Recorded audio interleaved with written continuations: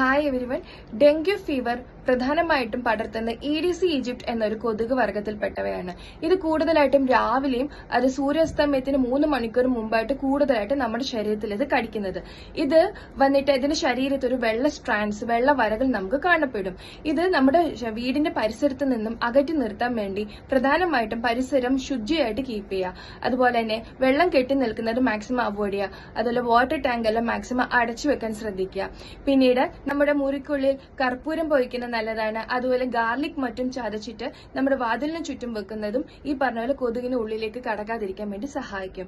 ഇനി ഇത്തരം വൈറസ് നമ്മുടെ ശരീരത്തിൽ വന്നു കഴിഞ്ഞാൽ 5 മുതൽ 7 ദിവസം ഇൻക്യുബേഷൻ പീരീഡിന് ശേഷം ഭയങ്കര വിറയലോട് തന്നെ പനി വരിക, അതുപോലെ ശരീരം വേദന വരിക, തലവേദന വരിക, കണ്ണിന് പുറകു ഭാഗത്ത് ഭയങ്കരമായിട്ട് വേദന അനുഭവപ്പെടുക, മസിൽസിനും ശരീരത്തിനും മൊത്തം അതികഠിനമായിട്ടുള്ള വേദന, എഴുന്നേറ്റ് നിൽക്കാൻ പോലും പറ്റാത്ത ഒരവസ്ഥ.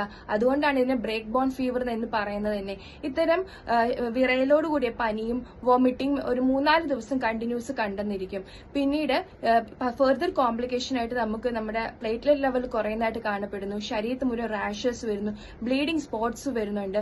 അതുപോലെ ജലാംശം കുറയുന്നതായിട്ടും തലകറക്കം പോലുള്ള കോംപ്ലിക്കേഷൻസ് കണ്ടുവരുന്നു. സോ ഇത്തരം അവസ്ഥകളിൽ നമ്മൾ മാക്സിമം നമ്മുടെ രോഗപ്രതിരോധ ശേഷി കൂട്ടുന്നതായിട്ടുള്ള മരുന്നുകൾ എടുക്കുക. അതുപോലെ തന്നെ പ്ലേറ്റ്ലെറ്റ്സ് കൂടുന്നതായിട്ടുള്ള മെഡിസിൻസ് കഴിക്കുന്നത് എന്തുകൊണ്ട് നല്ലതാണ്. പപ്പായ, തണ്ണിമത്തൻ, പേരയ്ക്ക പോലുള്ള ഭക്ഷണങ്ങൾ കഴിക്കുക. അതുപോലെ തന്നെ പെട്ടെന്ന് ദഹിക്കത്തക്ക രീതിയിലുള്ള ഭക്ഷണങ്ങൾ കഴിക്കാൻ മാക്സിമം ശ്രദ്ധിക്കുക. പരിപൂർണമായിട്ടുള്ള വിശ്രമമാണ് ഇതിന് പ്രധാനമായിട്ടും വേണ്ടുന്നത്. സോ ഈ ഒരു ഇൻഫർമേഷൻ എല്ലാവർക്കായിട്ട് ഷെയർ ചെയ്യുക. Thank you.